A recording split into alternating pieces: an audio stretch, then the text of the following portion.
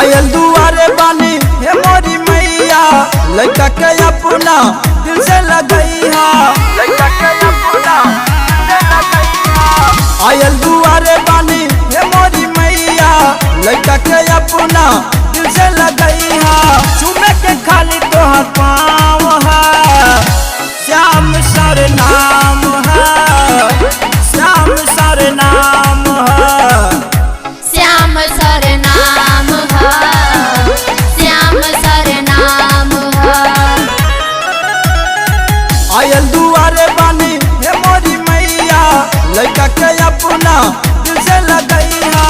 आयल दुआरे बानी हे मोरी मैया, लड़का के अपना दिल से लगैया। चूमे के खाली तोहर पाँव है, श्याम सर नाम है, श्याम सर नाम है, श्याम सर नाम है, श्याम सर नाम है। बोली साचे दरबार की श्याम सर नाम है। Geeta recording studio, Nawada, Ambedkar Nagar.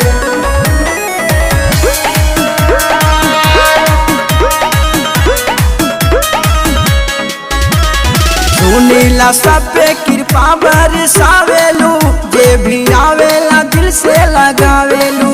जे भी आवेला दिल से लगावेलू, जे भी आवेला दिल से लगावेलू। कृपा तोहार माई बहनी लिखवैया, गावे के ढंग नहीं भैनी गवैया, गावे के ढंग नहीं भैनी गवैया।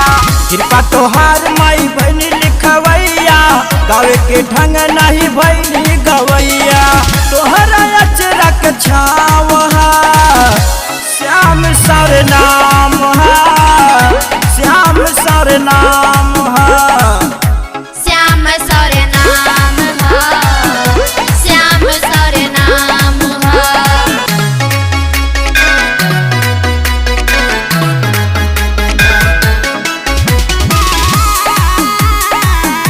श्याम सर नाम है।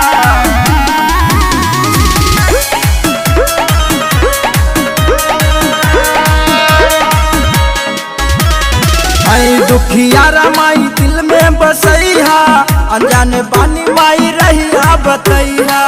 अनजान बानी माई रहिया बतैहा, अनजान बानी माई रहिया बतैहा। दर्शन करके मन धन हो जाता, दिल में बसौलू माई ऐसन बुझाता, दिल में बसौलू माई ऐसन बुझाता। दर्शन करके मन धन हो जाता, दिल में बसौलू माई ऐसन बुझाता। सब लोग करत गुणगान बा, श्याम सर नाम है, श्याम सर नाम है, श्याम सर नाम है, श्याम सर नाम है। बोल सच्चे दरबार की श्याम सर नाम है।